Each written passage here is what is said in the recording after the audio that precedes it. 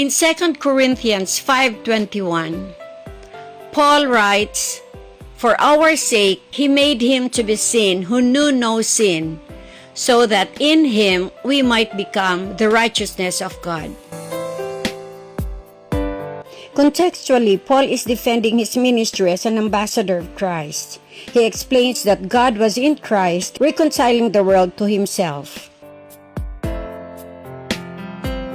Jesus Christ, who was perfect and knew no sin, God made him to be sin. This doesn't mean Jesus became a sinner, but that he became the sacrificial offering, taking on the judicial weight and consequences of human rebellion. We receive the righteousness of God. This is a dual status change. Our debt is canceled, and Christ's perfect standing is credited to us. We often live as if our value is a work in progress, based on our performance. Paul argues that because of this exchange, our identity is no longer tied to our failures or even our successes. Instead, we are new creations. This shifts our motivation from working for acceptance to working from acceptance. As modern ambassadors, our exhortation to the world isn't try harder, but be reconciled to God.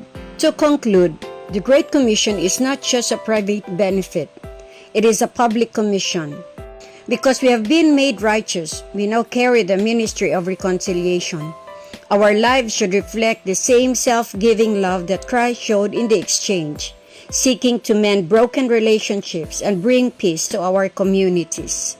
But how can we do this? Actually, there are many ways, but let's focus on how we communicate.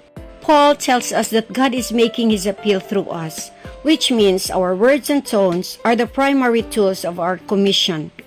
In a modern context, being an ambassador isn't about winning a debate or proving someone wrong. It's about speaking in a way that makes reconciliation feel possible and desirable. As we look at the language of an ambassador, we can break it down into a few key principles. 1. Suspending judgment. Paul notes that God was not counting their trespasses against them. An ambassador mirrors this by focusing on the person's future reconciliation rather than their past faults. Second is the appeal of grace. Instead of using threats or coercion, an ambassador implores others. It is a posture of humility, recognizing that we are only in our position because of a gift we didn't earn.